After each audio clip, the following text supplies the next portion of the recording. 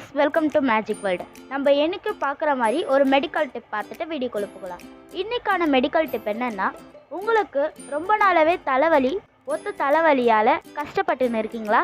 கவலையே விடுங்க. நான் சொல்கிற இந்த டிப்பை ஃபாலோ பண்ணிட்டு ஒர்க் அவுட் ஆயிடுச்சா இல்லையான்ட்டு கமெண்ட்டில் சொல்லுங்கள். வாங்க நம்ம டிப்பு பார்க்கலாம். பூண்டை நல்லா அரைச்சிட்டு, பூண்டை நல்லா பேஸ்ட்டாக அரைச்சிட்டு அதை 10 மாதிரியே தலையில் போட்டுக்கோங்க. போட்டுட்டு கொஞ்ச நேரம் கழித்து அதை ரிமூவ் பண்ணிவிடுங்க. உங்களோட தலைவலி காணாமல் போயிடும். இப்போ வாங்க நம்ம இன்னைக்கான டாபிக்குள்ளே போகலாம். இன்றைக்கு நம்ம வீடியோட டாபிக் என்னென்னா, பொதுவாகவே கல்யாணங்களில் நிறைய சடங்கு சம்பிரதாயங்கள் இருக்கும். லாக்டவுன் ஆரம்பித்ததுலேருந்தே ரொம்ப வித்தியாசமான கல்யாணங்கள்லாம் கூட பண்ணுறாங்க. ஆனால் வெளிநாடுகளில் காலமாகவே வித்தியாசமான சடங்குகள்லாம் வச்சு கல்யாணம் பண்ணுறாங்க. அப்படி இருக்க 10 வித்தியாசமான மேரேஜ் கல்ச்சரை தான் இப்போ நம்ம பார்க்க போகிறோம். வாங்க நம்ம வீடியோக்குள்ளே போகலாம். எல்லோரும் தயாராக இருக்கிறீர்களா? நம்ம ஊரில் கல்யாணம்னு வந்துட்டாலே விருந்தாளிகள் எல்லாம் கூப்பிட்டு வச்சு வாழை இலையில் 8 வகையான கூட்டு பொரியலை சேர்த்து விருந்து வைப்பாங்க. இதே ஜெர்மனியில் பார்த்தீங்கன்னா, வந்திருக்க கெஸ்ட் எல்லாம் சாப்பிடாம நேராக டைனிங் ஹாலுக்கு போயிட்டு அங்கே சாப்பிட்றதுக்காக வச்சுருக்கக்கூடிய பிளேட்ஸ் எல்லாம் கீழே போட்டு உடச்சிடுவாங்களாம். உடஞ்சி போன இந்த பிளேட்ஸ் எல்லாம் மணமக்களை க்ளீன் பண்ண சொல்லுவாங்களாம். இவங்க இந்த மாதிரி பண்ணுறதுக்கு ஒரு ரீசன் இருக்குது. அது என்னென்னா, இந்த பிரைடும் க்ரூமும் 2 பேரும் சேர்ந்து இந்த வேலையை செய்கிறதுனால இவங்களுக்குள்ளே இருக்க ஒற்றுமையும் அன்பும் அதிகமாகணுன்றதுக்காக தான் இதை ஒவ்வொரு கல்யாணத்துலேயும் பண்ண சொல்கிறாங்க.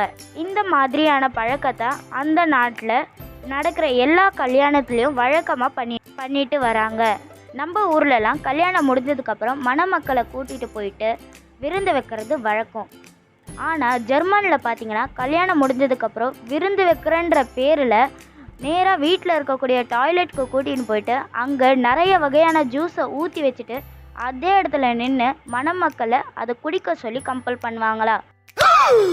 ஐயோ, அட நாசமா போற எடுபட்ட வயலுகளா! கேட்கவே அருவருப்பா இருக்குல்ல. இதை பற்றி நீங்கள் என்ன நினைக்கிறீங்கன்னு கமெண்ட்டில் சொல்லுங்கள். ரோம்லலாம் பார்த்தீங்கன்னா, கல்யாணத்துக்கு முன்னாடியே கல்யாண பொண்ணை ரிலேஷன்ஸ் எல்லாம் சேர்ந்து கடத்திட்டு கல்யாண பையனை விட்டு கல்யாண பொண்ணை தேட வைப்பாங்களா. இந்த மாதிரி கல்யாண பொண்ணை தேடுற வரைக்கும் அவருக்கு கல்யாணமே நடக்காதான். இந்த மாதிரி ஒரு வழக்கத்தை ரோமில் காலமாகவே ஃபாலோ பண்ணிட்டு வராங்க. நம்ம எப்படி இங்கே கல்யாணம் முடிஞ்சதுக்கப்புறம் கேக் வெட்டுவோமோ, அதே மாதிரி தான் இங்கிலாந்துலேயும் கல்யாணம் முடிஞ்சதுக்கப்புறம் கேக் வெட்டுறதுக்காக ஒரு பெரிய கேக் எடுத்துன்னு வைப்பாங்க. அந்த கேக்கை சுற்றி ரிப்பனும் கட்டியிருப்பாங்க. அந்த கேக்கை வெட்டுறதுக்கு முன்னாடியே அங்கே இருக்கக்கூடிய எல்லா ரிலேஷன்ஸும் ஒவ்வொருத்தராக அந்த ரிப்பனை வச்சு அந்த கேக்கை அலங்காமல் குலுங்காமல் உடையாமல் அதை இழுக்கணுமா. இந்த மாதிரி யாராச்சும் ஒருத்தர் அந்த கேக்கை அந்த ரிப்பன் மூலியமாக இழுத்துட்டாங்கன்னா அவங்களுக்கு தான் அடுத்து மேரேஜ் ஆகும்னு சொல்லிட்டு அங்கே வாழக்கூடிய மக்கள் நம்புகிறாங்க. நம்ம ஊர்லலாம் பார்த்தீங்கன்னா, பொண்ணு வீட்டுக்காரங்க தான் பையன் வீட்டுக்காரங்களுக்கு சீர்வரிசை கொடுப்பாங்க. ஆனால் நியூயார்க்கில் பையன் வீட்டுக்காரங்க பொண்ணோட அப்பாவுக்கு கிஃப்ட்ஸ் எல்லாம் நிறையவே தருவாங்க. அதுலேயும் முக்கியமாக ஸ்பெர்ம் வேல் சொல்கிற ஒரு மீனோட பல்லு. இந்த ஒரு பல்லு பார்த்தீங்கன்னா $1,50,000. நான் அப்படியே ஷாக் ஆயிட்டேன். நம்ம ஊர்லலாம் கல்யாணம் முடிஞ்சோடனே மணமக்கள் அங்கே இருக்க எல்லா பெரியவங்க காலையும் விழுந்து ஆசீர்வாதம் வாங்குவாங்க. இதே கென்யாவில் பார்த்தீங்கன்னா, திருமணம் முடிஞ்சோடனே மணமக்கள் ஆசீர்வாதம் வாங்கும்போது அவங்க கொடுக்குற ஆசீர்வாதம், அங்கே இருக்க பெரியவங்க கொடுக்குற ஆசீர்வாதம் தான் கொஞ்சம் டிஃப்ரெண்ட்டாக இருக்கும். அதில் தான் ஒரு ட்விஸ்டே இருக்குது. பொண்ணோட அப்பா, அதாவது மணமகளோட அப்பா பொண்ணு மேலே துப்பி, அதாவது ஸ்பிட் பண்ணி ஆசீர்வாதம் கொடுப்பாரா.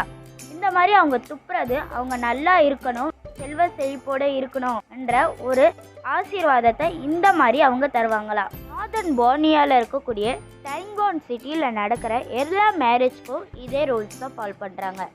என்ன ரூல்ஸ்னால், மேரேஜ் ஆகிட்டு ஹஸ்பண்ட் அண்ட் ஒய்ஃப் ஆகுறாங்க பார்த்தீங்களா, அவங்க 2 பேரையும் ஒரு வீட்டில் போட்டு அடைச்சிடுவாங்களா. 3 நாளைக்கு அவங்க அந்த வீட்டை விட்டு வெளியே வரக்கூடாதான். அவங்களோட ரிலேஷன் 3 நாளைக்கு அந்த வீட்டை சுற்றி பாடி கார்டு மாதிரியே இருப்பாங்களா. இவங்க ஹஸ்பண்ட் அண்ட் ஒய்ஃப் 3 நாளைக்கு அந்த வீட்டில் வெளியில் வராமல் தனியாக இருக்கணும். ஆனால் ஒரே ஒரு கண்டிஷன், அவங்க டாய்லெட்டையே யூஸ் பண்ணக்கூடாது.